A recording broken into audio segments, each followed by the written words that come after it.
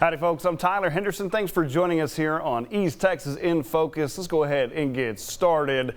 Tonight we are focusing on fire safety, specifically looking at the difference in dangers during specific seasons and the best ways to prevent wildfires during droughts. And we're also looking at how our first responders tackle those very dangerous 911 calls. That's why we're bringing in Chad Hogue, the fire marshal here of Smith County. Thank you for being here. We appreciate you coming in. Thank you for having me. Well, we got to begin. We just got out of this really cold season. Winter is here, and I know a lot of people broke out their space heaters. They have their fireplaces going. So my question to y'all, I know a lot of people are asking this, what are the most common type of fires that y'all get called out to during these winter months?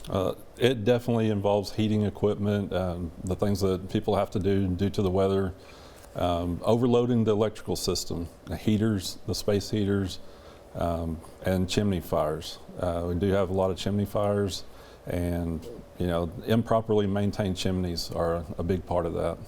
And just, discussing that there, those are probably the most common causes of the fires. Space heaters, I know if you get them too close, they have that 3-foot rule.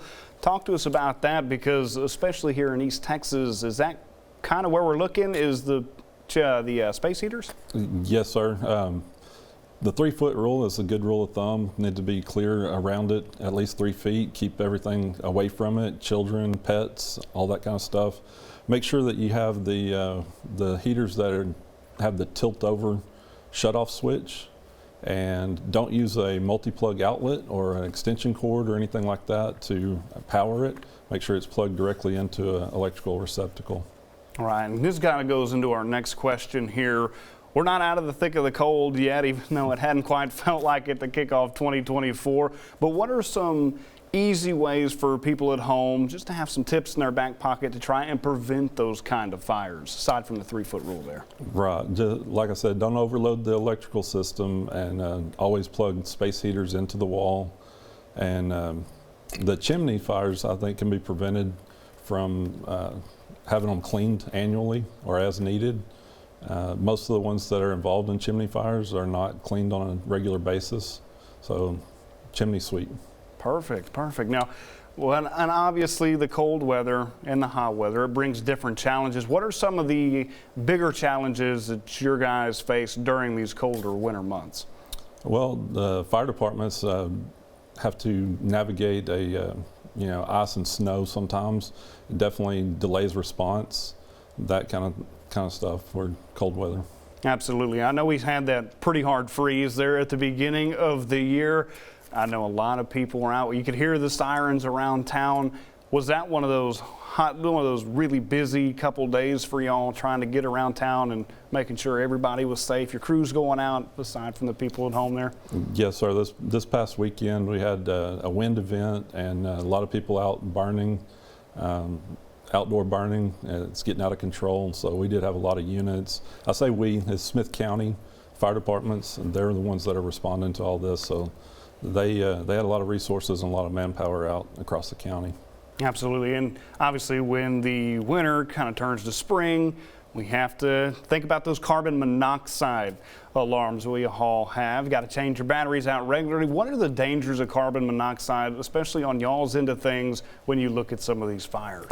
So carbon monoxide is colorless, odorless, and it's actually a production of incomplete combustion that can build up in the home, become toxic and fatal. You definitely want to have a CO detector in your home, mounted correctly, which would be mid-level or about 5 foot from the floor. And even if you don't have gas appliances or anything in your home, if you have an attached garage, you need to have a CO detector in your home. Right, and that just kind of further hammers home that point that we're all looking at, is having the importance of having one of those carbon monoxide alarms in there, and having a plan. That's really big too. You got to have a plan of where you're going to go, what you're going to bring, things like that. So talk to me about the importance of being prepared in case something like that happens. Preparation is everything. The more decisions that you can make before an emergency happens, the better off you and your family are going to be. So preparing is huge. Have a meeting place, have a plan to get out of your home. Accountability. once you're out, if you know, in a house fire, once you're out, never go back in.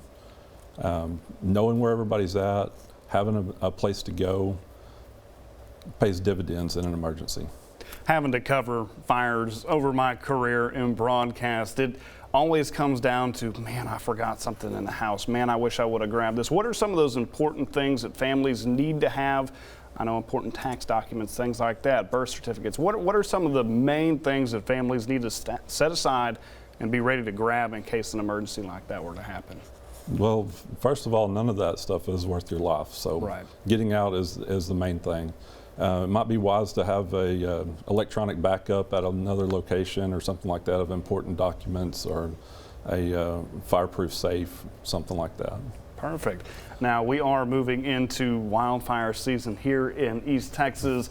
And where are some of the most susceptible spots that we're looking at here in the Piney Woods? Is it along the side of the highway there where maybe a chain drags and a spark catches? Where are some of the most susceptible spots here in East Texas? We do have several fires that are ignited along roadways due to chains dragging, or improperly inflated tires or flat tires continuing to drive on the wheel.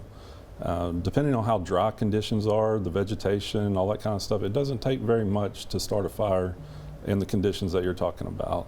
So a fire can start anywhere for multiple different reasons. They do start along the roadway a lot, but controlled burns escape. And you know, that's one point that I want to really drive home, is those are preventable, and the actions of the people that are responsible for the fires can prevent those fires. Absolutely, and I know one thing for certain. I've seen it growing up in the country. One of those chains drags off a trailer or something like that. And like you said, it doesn't take a whole lot. But statistically, what can you tell us about what are the most common causes of wildfires here? Like you said, it doesn't have to be much. A lit cigarette butt, things like that. What is the most common cause of some of these fires? The one that stands out would be controlled burns. People allowing controlled burns to burn overnight or unattended, and it can really be devastating quickly. Absolutely, and especially after the last year or so that we've had, it's been so dry. And that just makes y'all's job much harder if a piece of spark, ash, something like that catches just a dry piece of brush there. What can you tell us about having to work in those conditions the last couple of years? Because it's been really bad. So the fire departments are the ones that handle the extinguishment. We have good manpower and equipment in Smith County. That's one thing that we're fortunate for. They do a really good job of getting there in a quick amount of time and keeping them from spreading. But just preventing them would help tremendously with the fire departments. Absolutely, and it's been extremely windy, it seems like, to kick off 2024, which doesn't help y'all's cause either. But we're crossing our fingers, hoping we get some more rain, hoping the wind dies down, and we'll talk more about it. It's a pretty good start, I would say. When we return with East Texas in Focus, more with Mr. Hogue. We're going to be back in just a few minutes.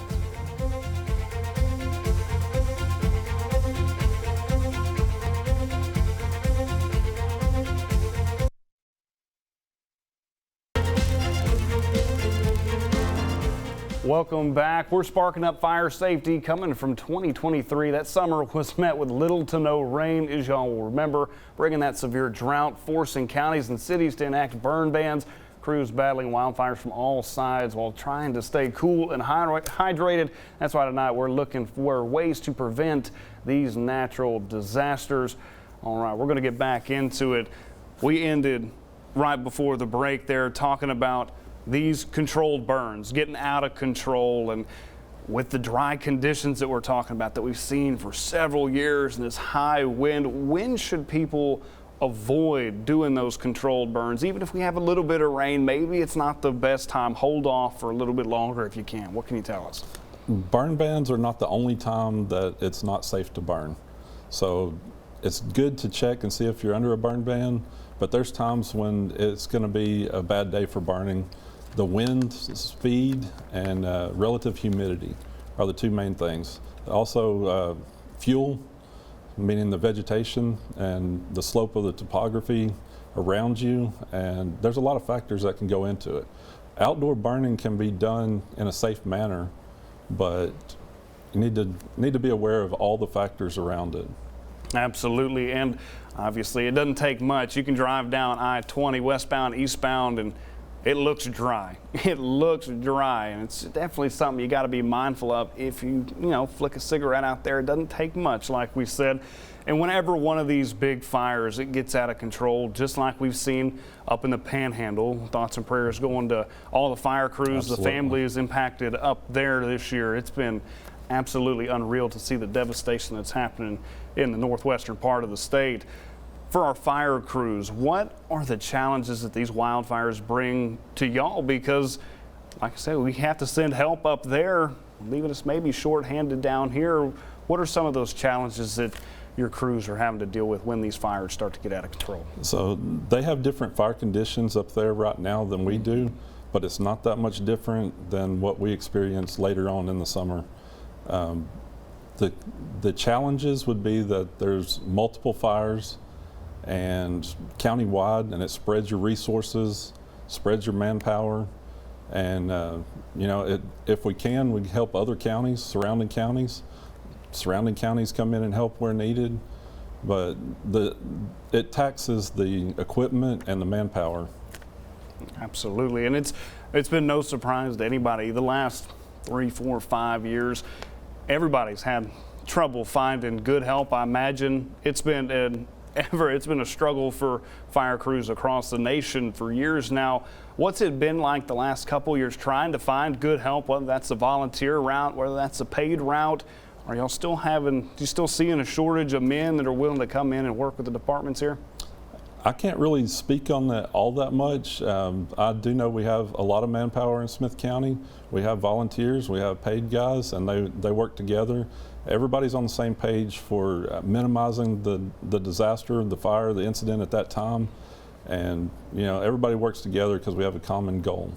Absolutely. And you said in the commercial break there that you got into it in 1999 because you wanted to help people. So talk to me about that. Does that seem like that's pretty much the common goal for guys that are getting into the fire departments around here? I think anybody that's getting into the fire service, that they're wanting to make a difference in their community, and that they genuinely want to help people.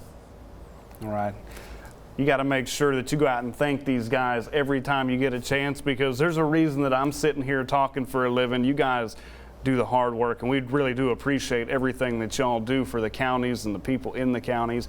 And so looking forward here, obviously, there may not be a shortage here in Smith County, but it's been a shortage nationwide.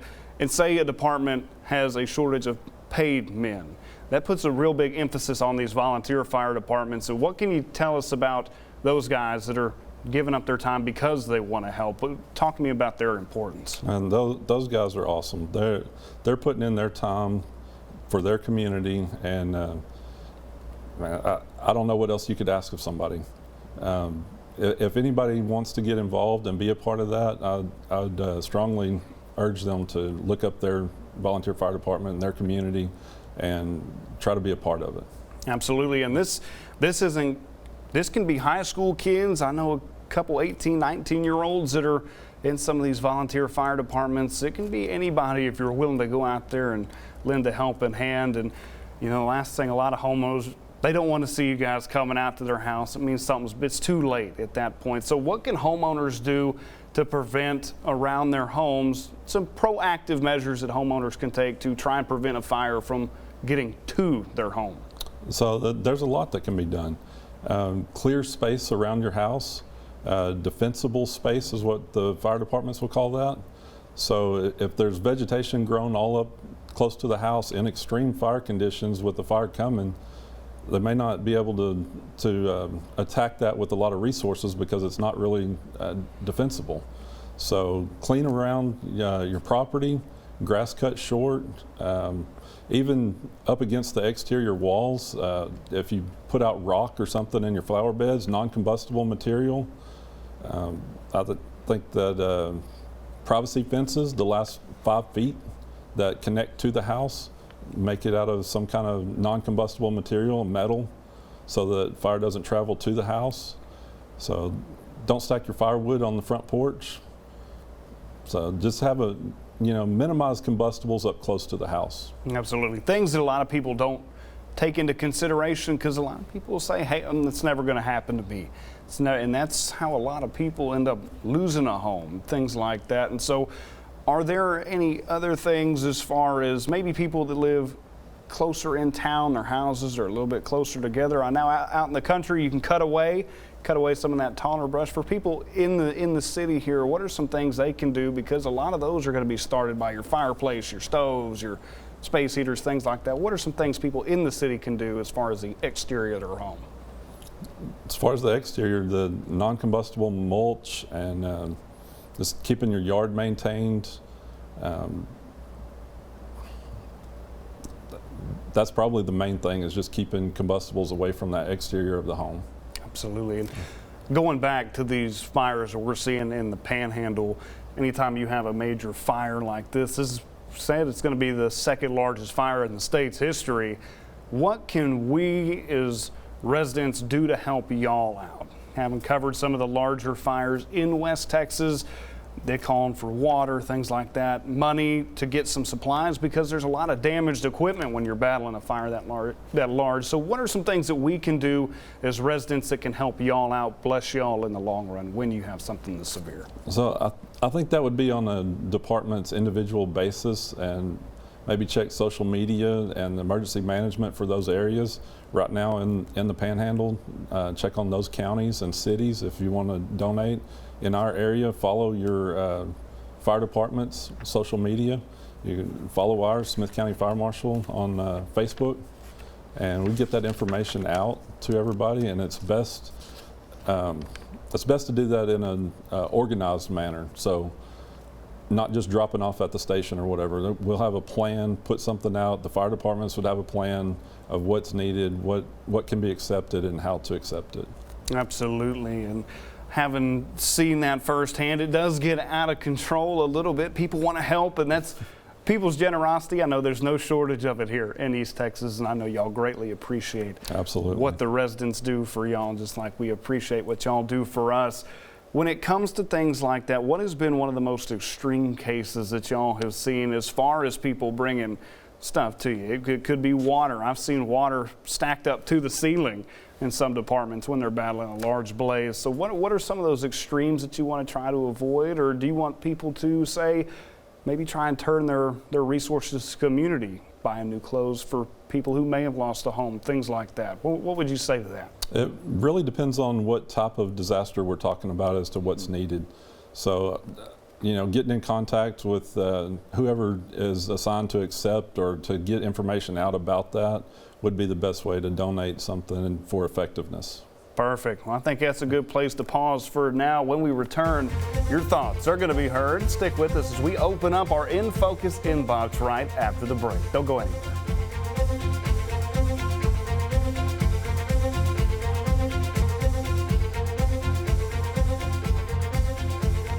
Welcome back. It's a time of the show in which we're going to hear from y'all, our viewers, from our In Focus inbox. This one is sent in by Nayeli Escatel saying, soon it's going to be hot again. So how do you guys help out people in this extreme weather that's to come in these Texas summers? So if you go to smith-county.com, there's a heat response plan in there. There's also a cold weather plan and an extreme weather plan and tornado plan.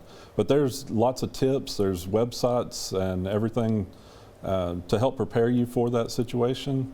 And I would recommend everybody go into that, click on it. That's for Tyler and Smith County. And there's lots of good resources there, and local shelters and heat, places to get out of the heat, places to get out of the cold, warming centers, cooling centers, that kind of thing. All the information is on there. It's no doubt, there's no question about it, about if we're going to get 100+ degrees. It's just when we're going to get it. And being in the mid 80s, close to 90 already in 2024, feels like it's coming on sooner rather than later. Let's get to another question here. This one's by Ward Spadilla saying, is there any equipment upgrades that could help you guys put that fire out quicker? That would be something to ask the fire departments. I know they do have a lot of good equipment. I would say they could probably always use something else, but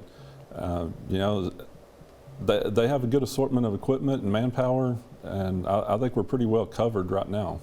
Right.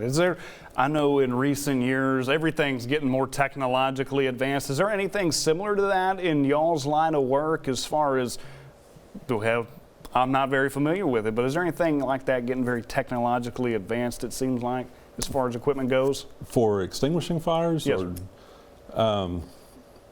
the apparatus are always improving. They're more digital. They're carrying foam, and foam's being used in the extinguishment of structure fires, and just more advanced trucks and anything to minimize the need of manpower or to maximize the amount of work that the manpower can do.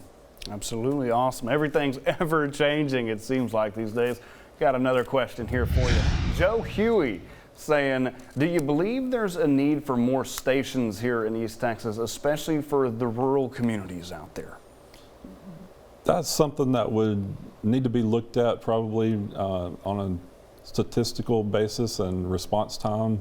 That would be something that the fire departments would analyze, and I can definitely put my input on, but you know, I don't know of any major problems on response times or anything like that, so I don't know that we absolutely need another station somewhere, maybe replacing stations, but I'm sure there's some gaps that could improve. Absolutely. Now, a good response time for y'all is what? What do you like your target response time? We'd like under 10 minutes, and sometimes we get that. Most of the time we get that. Right. But it just depends on what else is going on. Sure. That it's not always one fire at a time. There's multiple fires, multiple departments responding, and they may have to come from a station that's not the closest one to that incident because they're doing something else. So there's a lot of factors that go into it. All right. Well, we've got a little bit more coming up, and as always, we invite more feedback to our Focus On. If you want your voice to be heard next week, please send us an email at infocus@ketk.com, and you might see your comments right here on The Big Show. Well, coming up after the break, closing words from me and Mr. Hogue. We'll be right back in just a few minutes. Stick with us. Well, Chad, we've got a little bit of time left. Do you have any final thoughts, just a recap of the information that we've talked about tonight? Just be very careful with outdoor burning any time of the year. Check your weather conditions. Don't leave fires unattended, and be prepared. Make a plan for your family. Get go bags, whatever. Have a plan for somewhere to stay if you had to. The more questions that you can answer before an incident happens, the better off you and your family are going to be,